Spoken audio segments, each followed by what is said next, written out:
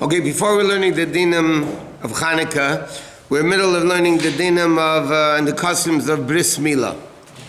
Okay, so we discussed who the male should be and what various dinim. You should do the bris at night, if you do the bris before the 8th day, all the various different dinim we discussed. Also that if a baby is born bein hashmoshes, between sundown and nightfall, so that you have to push off the bris for the next day because you're not allowed to do a bris before the 8th day because it's a doubt whether it's day or night, so you have to push it off for the next day. And then we discussed also that if a baby is born Friday night, bein hashmoshes, so you can't do the bris Friday because maybe the kid's born Shabbos. You can't do the bris Shabbos because maybe the kid was born Friday. Then it's not on time bris, which it doesn't desecrate Shabbos. So in that day, that time you do the bris on Sunday. We also discussed that a baby that's born cesarean, so on Shabbos you're not allowed to do such a bris. You have to push it off again to Sunday. What? It's exercise that what? No, it's not exercise. We mentioned it. I don't know where you were then. But the Gemara says, because it says, Isha ki sazriya v'yolda zach v'tama shivas yamim, a woman will give birth, should become impure. And the next pasuk said, Vayem hashmini yimol b'sar alasi. So on the 8th day, you have to do a bris. So one opinion of the Gemara is that if a woman is tamei from birth, then you have a bris on the 8th day. Otherwise, not necessarily. Now, when a woman has a cesarean, there's no vaginal, well, there is, but practically speaking, there might not be vaginal bleeding. So that wouldn't render her a nida. So then, according to those opinions, you don't do the bris on the 8th day. You don't have to do the bris on the 8th day. You could, but you don't have to. Now, if the bris doesn't have to be done on the 8th day, then it doesn't push off Shabbos. So because there's two opinions in halacha, if a cesarean bris must be on the 8th day or not, so therefore, because of suffix of Chilul Shabbos, so you don't do a bris on Shabbos. You push it off to the next day. So it's not exersa kosev. It might be exersa kosev if you hold that the bris on the 8th day is only when the woman becomes tmeah. So then, then it's exersa kosev. But the question is the 8th day dependent on that or not? So there's two opinions in the Gemara, and therefore the halacha is, the Gemara says in Shulchan Aruch Paskin, you do it the day after. Okay, the next thing is what's called Vachnacht, or Leil Shimurim, or some people call the Bris Yitzchak. By the Sfadim, they call it, I think, Bris Yitzchak. The night before Bris is a very holy time, because the kid's about to go the next day into this covenant with Hashem. Now, because it's such an important thing, and it's such an important thing to have a Bris, there's a custom that the father stays up a whole night. In fact, some people call Leil Shimurim. That's a Shmira. Why do they stay up a whole night? Because it's such an important thing, so the mazikin, the spiritual demons and devils, want to do everything possible to stop the bris, because it's such a holy thing.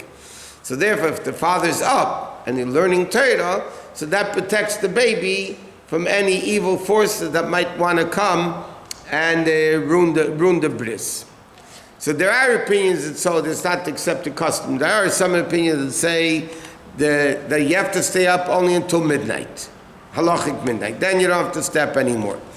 There are opinions that say if the bris is Shabbos, this is more or less accepted. But even though there are opinions that say no, but there's accepted that if the bris is Shabbos, Shabbos itself protects. So then the father doesn't have to stay up a whole night. But other poskim write, no, even a Friday night you have to do Shmira a whole night, you have to stay up all night. What's the meaning of What? I said, because number one, to protect the baby. Oh, Vach, Nacht is night. Gute Nacht means good night. Vach means to be up.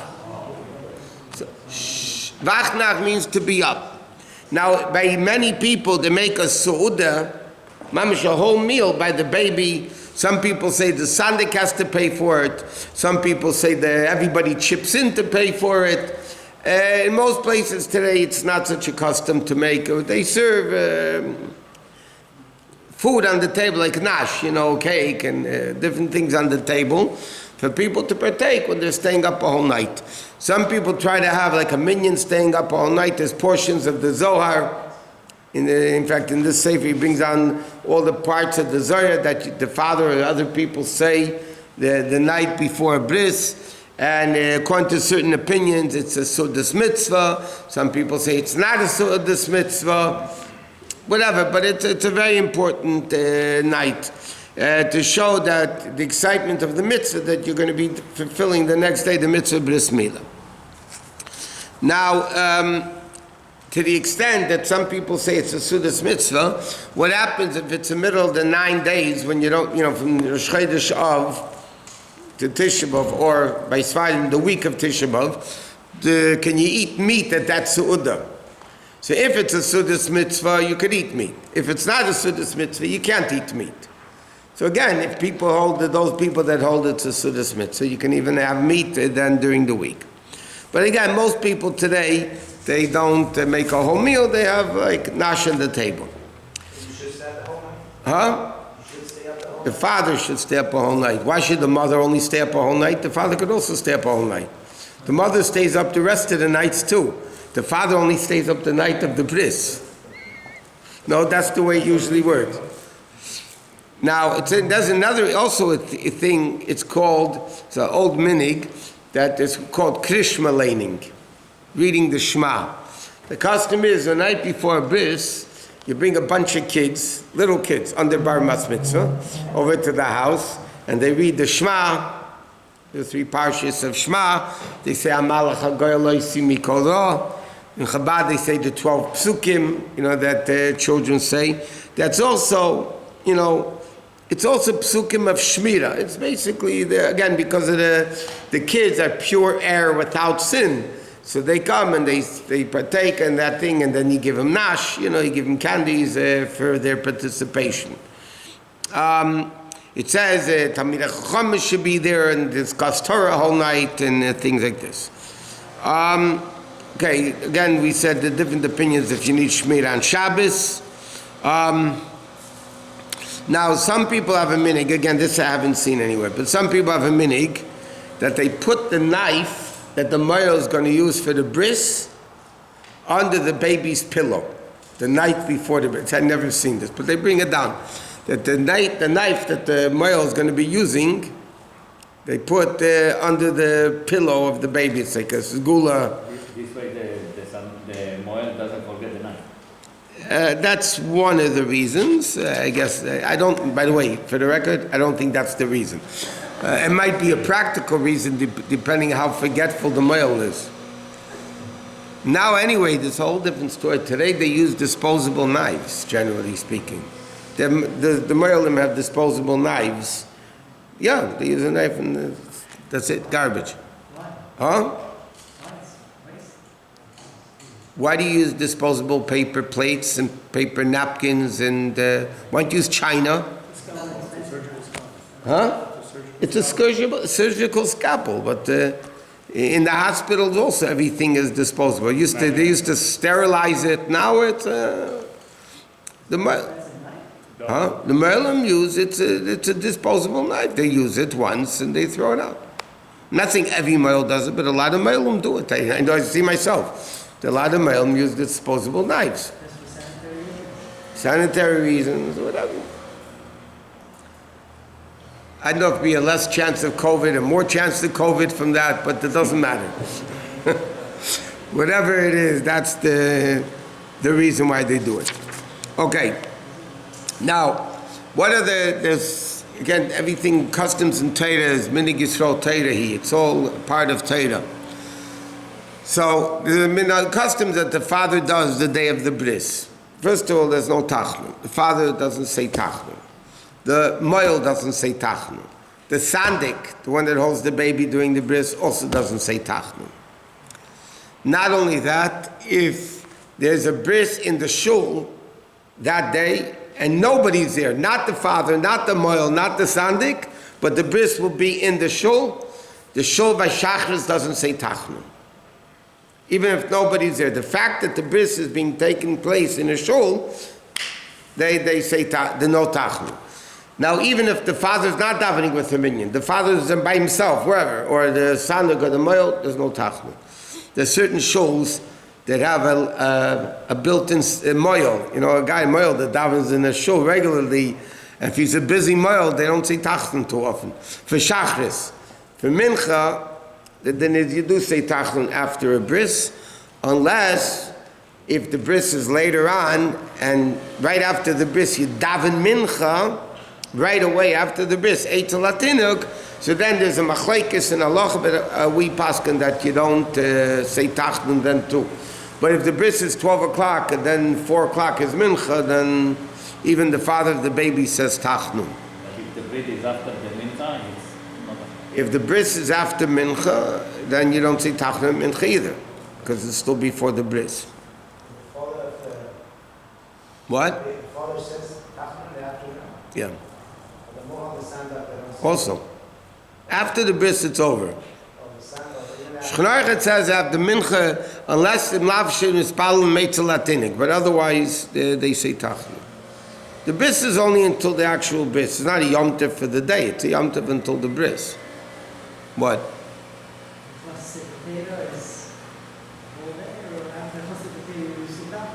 Chnosa Sefer Torah in the Friedrich Rebbe's letter, he writes, he writes the whole day, you don't see tachnun. But that's only the shul where the Sefer Torah is brought into. Or in the times in the shtetl, when there was one shul and there was one community and that's it. But because it's a Sefer Torah and Pico, doesn't mean every shul in La Brea and Beverly Hills and in San Diego and San Francisco doesn't say tachnun. It's only that immediate community. What?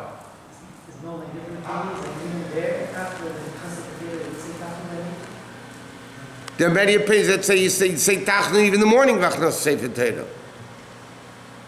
It's a chiddush in the Friedrich Rebbe's letter, by the way. Most places they say tachnun. By us, we don't say tachnun. Friedrich Rebbe writes in that letter, but it's a chiddush. And if you look in poskim, it doesn't necessarily say that you don't say tachnun. They bring down in poskim that letter of the Friedrich Rebbe that you don't, that many play that you didn't say tachnun. It's not. Okay. Now, in fact, it's brought down in halacha that there's a custom, unless the father's not feeling well, that until the bris he doesn't eat. Now he wants to show like you don't eat before you do certain particular unique mitzvahs. So you want to show the excitement of the bris milah, so you don't, he doesn't eat. And some people say even snacks. Huh? It says even, if he's weak he could, but I'm saying some people say even sudasari, but drinking for sure you could do. Drinking for sure, because they don't eat until, now obviously if the bris is going to be on a summer day, 6 o'clock in the afternoon, so then if the guy's weak, he could eat. Also, some people have a minute, they don't do, the father won't go to work before the bris. In other words, it's a unique day that is designated for Kedusha. It's customary the father should go to the mikveh, take a haircut, and, you know. Okay, now there's another interesting argument in halacha. Different customs, not. Do you wear tefillin at a bris? That the sandik or the father of the baby, do they wear tefillin at the bris? So it's a different opinion. Some people say dafka not. Should dafka not wear tefillin? Why shouldn't you wear tefillin? Say you don't wear tefillin on Shabbos. Why don't you wear tefillin on Shabbos? Because the Torah says tefillin is v'haya la'eis al yadcha. It should be a sign on your hand, right? So it says a Jew needs two signs. There's an ice of bris milah, and there's an ice of tefillin.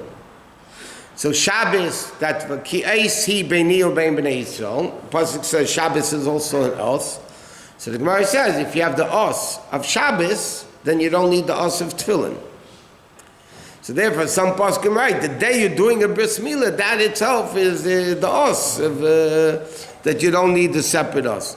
Some people say you could wear tefillin. Some people compromise. If you're wearing tefillin already, you don't take them off. But if you're not wearing tefillin, you don't put them on.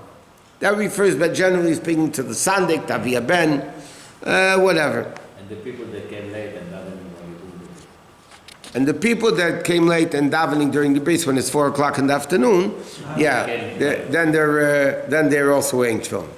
What? If they're davening shachris, they're wearing tefillin. Yeah. Okay, so that's the turn take off. Okay. Next. Okay, we're gonna. Machat shin is a meiser, my mocha beba, mein kim shvela galter, we're gonna gash in